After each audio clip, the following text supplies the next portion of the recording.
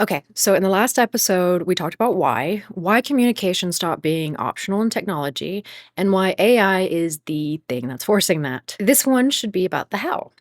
And the how starts before you said a single word, of course, because you can't pick the right way to say something until you know who you're saying it to. I'm Darian Glauser. This is Head First, and today we're going to talk about how to read a room. Sometimes you get to prep. You know who's going to be in the room, you know their titles. You can walk in with a plan. And sometimes you are walking in cold. Both happen quite a lot. Either way, your first job is going to be the same. Figure out what is in front of you before you open your mouth. I've learned not to trust faces. Body language, especially in a group. One to one, you can read someone pretty closely, but a room is so much noisier. Somebody's face can tell you that they're bored out of their mind and that they're not locked in when they are. It could tell you that they're locked in when they're thinking about lunch. It's not reliable by itself. When there's a whole set of body language myths, I want to take apart later in this episode, so hold on to that thought. The questions people ask you are the things that tell you something. That is the real signal. Questions tell you what somebody needs from you if you're paying attention. My default is to start pretty general when talking about things. I don't come in swinging hard technical or hard in a business way. I lean one way or the other as I go based on what I'm hearing back, the questions, the vocabulary that people use. It's a lot of vibes, a pattern recognition that you'll build over time. It's a mixture of body language, questions, and general read of the room. So do not expect to walk in and get it perfectly right. You're going to be wrong sometimes, and that's a part of it.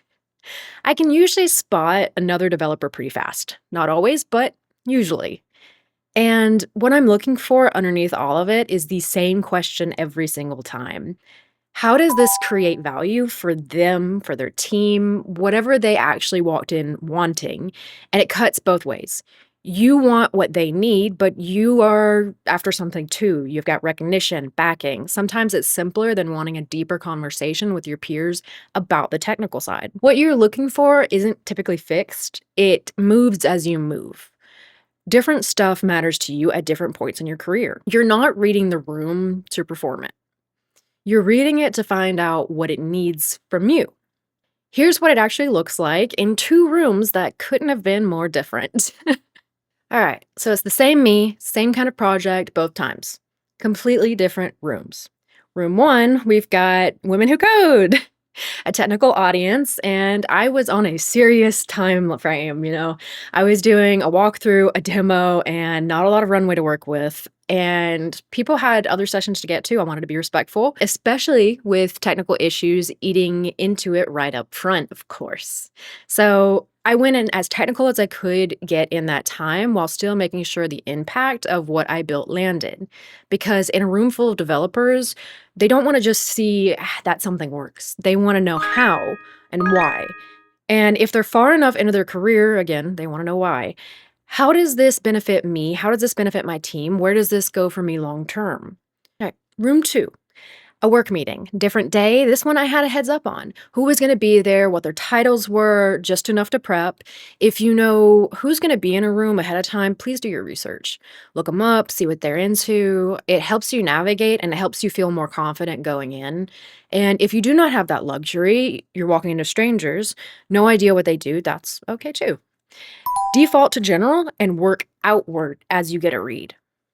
In that room, I didn't lead with how anything was built. I led with what it did for people. I led with what it could do for people, like ease of life, speed of developers using it, the tangible stuff, like the outcome, what changes for you from a business standpoint. But one time I told them how it was built, and the other time I told them what it was going to do for them. I'm not going to pretend that the switch is easy because it really isn't. It's hard for a lot of engineers, and I've seen people never invest in it. The harder direction is going to be going from technical to business. Juniors get shielded from the business side almost entirely. That's not a knock on anyone. It's what stage of your career is asking from you. But a lot of engineers get used to having somebody else doing that translation forever, like a manager, a staff, or a principal who lives in both worlds. You get comfortable letting someone else carry that, and then one day, nobody's there to carry it for you. When you're the one doing the translating, you don't always get it right. Sometimes you get it wrong. You get pulled in the head first into a tangent you're excited about, you misjudge the room you're going in. It happens a lot. I like to get into tangents. It is not the end of the world. You can still course correct in the middle of anything. The real skill, the one that matters more than getting it right the first time, is it's okay not to know something in the moment. Say so. I don't have those numbers right now. Let me get them to you. Beats making something up every single time. Do not bullshit your way through it. Please, please, please. Please. Do not guess at a figure that you're not sure and say it like it's fact. You can hedge instead. From what I understand, this could bump productivity by something like 20%, but let me come back that up before you quote me on it. Or flag it outright. The number's not confirmed. We're still looking into it, but the early read is something like 10% because of XYZ. Either one beats making up a number, hoping nobody checks. Flexibility itself is a skill. And by the way, it's harder for some people than for others. If pivoting on a dime is difficult for you, and for some people it really is, that's what having support around you is for. Somebody who can help you reorient mid-conversation if you need it. You don't have to do all of this solo. You don't have to become a professional speaker or anything like that, or be a CEO. If you want to be a dev, be a dev. It's okay.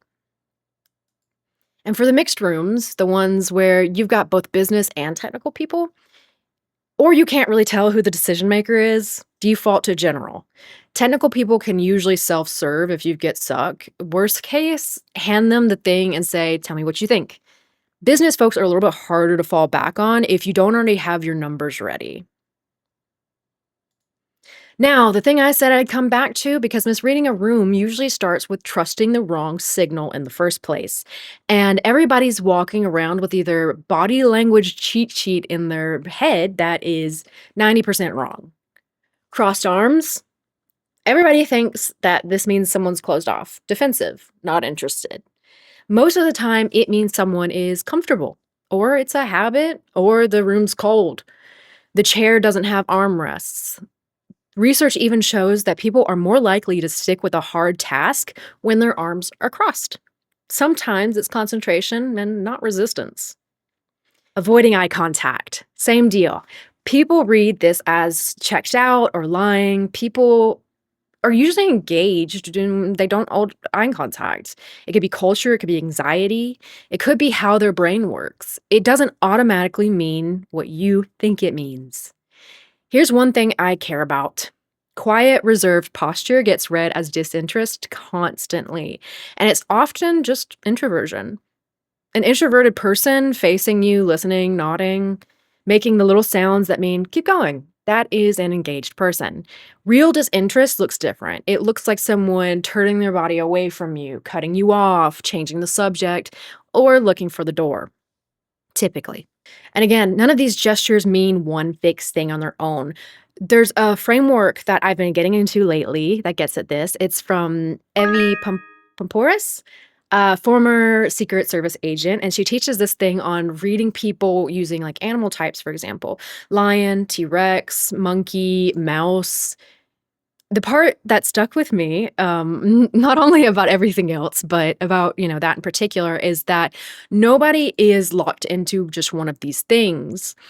You can be a lion at work and a total mouse in a relationship that isn't good for you. Each one has a good version and a bad version. It's less four fixed boxes and more of like a spectrum in every animal. And this is a more colorful way of saying that works, and this is how people are trained to read others professionally to do it. Know somebody's baseline first. How do they act when they're relaxed and engaged?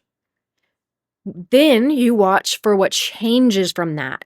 Not one gesture is a vacuum, it is a shift, if you will, which, funny enough, brings us right back to what I was talking about before, segment 1. The most reliable tell was never the posture. It's still the questions that somebody asks you and whether they build on what you just said. Revolutionary. Emotional intelligence makes a lot of this easier. And yeah, Some people start out of it with, more than others, but it's not fixed, and it's a skill that once you keep using it, it can get sharper. The one you don't use or misuse will get worse. So again, crossed arms doesn't mean someone's closed off. It might just mean the room's cold. All right, so that's how you find out who is in front of you. Next time, I want us to get into the part that's a little bit newer territory for all of us, how you talk to someone that isn't a person at all, and why that turns out to be a completely different skill. Still a communication skill, just a different one. I'm Darian Glauger. This is Fed First, and next time, let's talk about AI. I forgot one thing since I'm posting this on YouTube. Do not forget to like, subscribe. If you want to, hit the notification bell button. Either way, so happy to have you, and I hope to see you in the future. Bye.